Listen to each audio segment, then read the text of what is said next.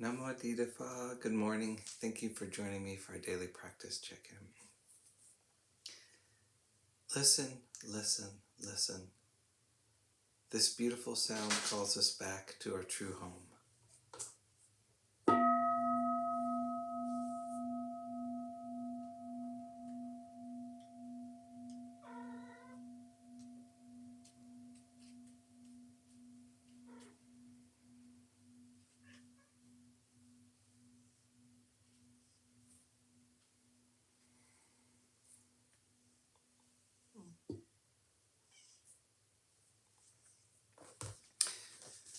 The third mindfulness training.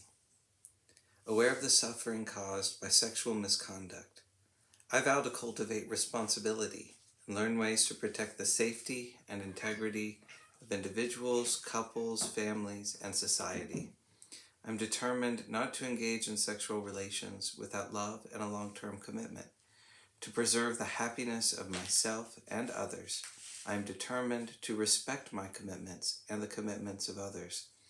I will do everything in my power to protect children from sexual abuse and to prevent couples and families from being broken by sexual misconduct.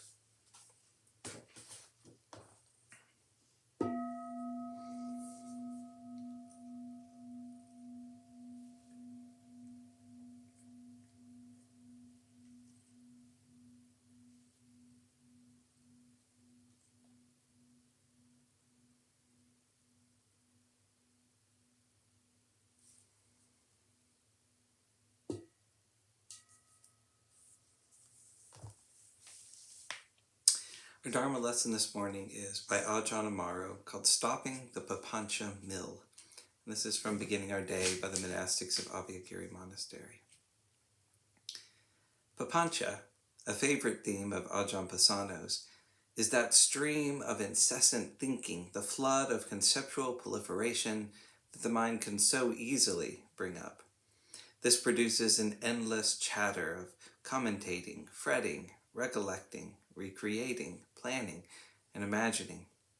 The Buddha pointed to three particular qualities which are the driving forces behind these processes: craving, conceit, and views, the Papancha Dhammas.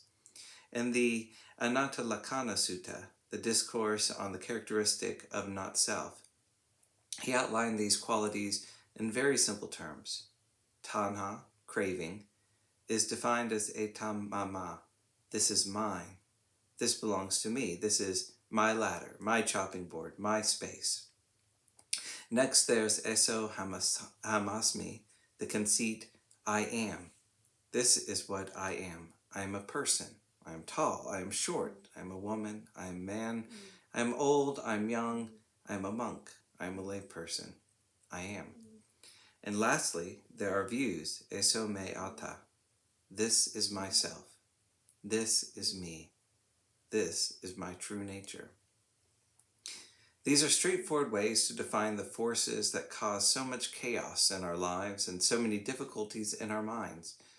The mind takes a simple perception with a given activity, walking along a path, picking up a length of pipe, chopping up some carrots, putting one's things away in a room, or any of the 100 little tasks of the day, and then runs with it. This is what I'm doing. This is mine. Those are not his. Who's moved my shoes?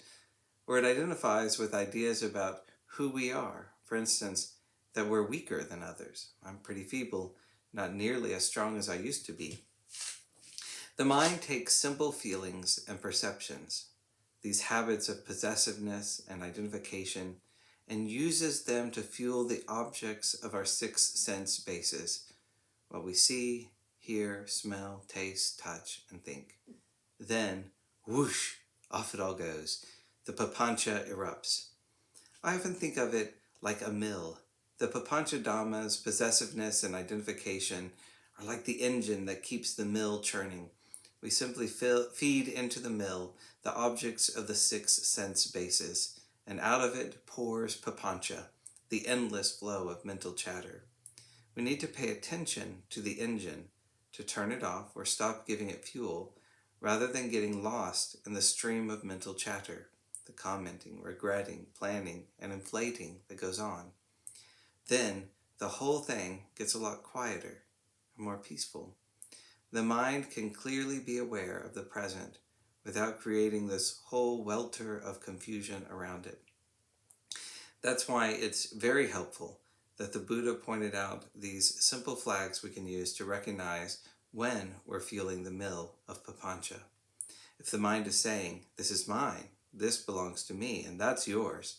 If it's saying, this is what I am, this is absolutely me, and truly who and what I am, then that's the signal to let go, to not get caught in that process, and to bring more spaciousness to the mind. As soon as the mind says, that's mine, that's yours, I wish I had one of those, I'm like this, he's like that, then that's the time to get suspicious. See the draw, the pull of that. We use the quality of mindfulness to notice the me, mine, yours flags and choose not to buy into them, not to fuel the engine.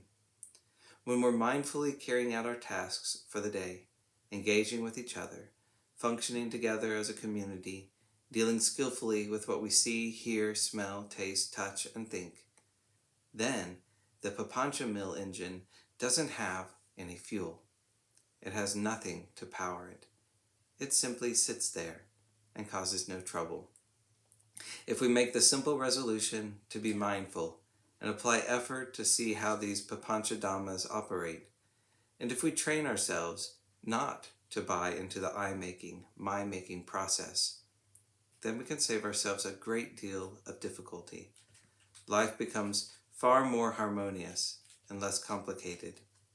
We can experience how pleasant and peaceful the mind can be.